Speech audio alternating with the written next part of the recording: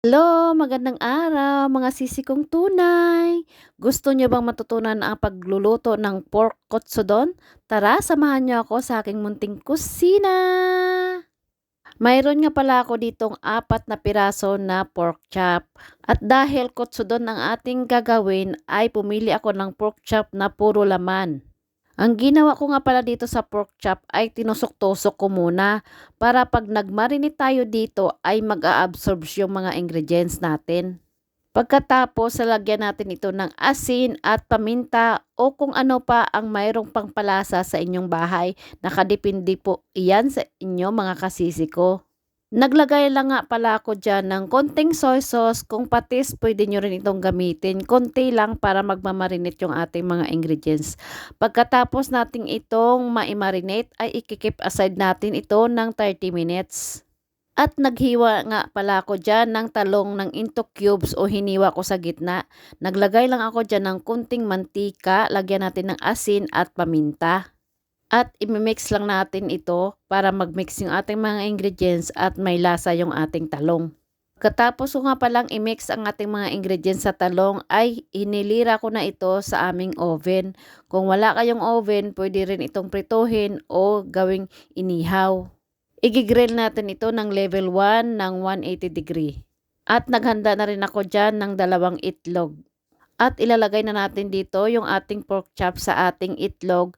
Lahat-lahat ilalagay natin dito at ikikip aside natin ito. Kumbaga imamarinate natin ulit ng 30 minutes. At habang naghihintay tayo ng ating pork chop na mamarinate, naglagay ako dyan ng flour at saka breadcrumbs.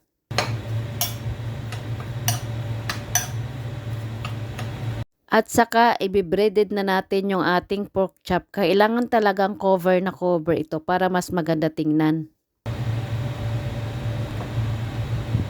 At dahil may naiwan pa tayong breadcrumbs at saka itlog, i-double coating natin ito para mas masarap at crispy siya.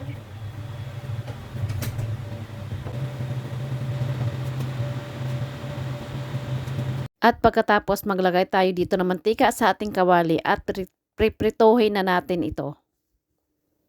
Ang pagprito nito ay mahina talaga yung apoy, tapos ibabalik ta rin natin pag nag-golden brown na siya. Pagkatapos nating prituhin, ikikip aside muna natin ang ating pork chop. At after ng 5 minutes, luto na rin yung ating talong na inoven kanina. O di ba masarap siya tingnan? At dito naman naghanda ako ng kalahating sibuyas. Hihiwain lang natin ito ng maninipis.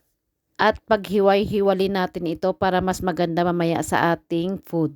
May 4 na itlog ako dito para mamaya sa ating toppings. At tara, simulan na natin dito. Sa ating kawali, ilalagay natin yung ating sibuyas kanina. Maglagay tayo dito ng kunting tubig. Maglagay tayo dito ng fish sauce na kunti lang din kasi maalat yan. Papakuluin lang natin ito. Ilalagay natin yung pork chop sa taas hanggang maluto. Pagkatapos ilalagay natin yung isang itlog kanina. Nagbati lang ako dyan ng isang itlog. Tapos balik rin natin para maluto rin yung kabila. Pagkatapos naghanda tayo dito ng kanin sa ating plato. Ilalagay natin yung pork chop. Tapos ilalagay natin yung toppings na itlog kanina. At ayan, ready na yung ating pork chop kotsudon with talong. Maraming salamat sa panonood po and God bless you all. Bye-bye. Please follow, like, and shares and subscribe for more.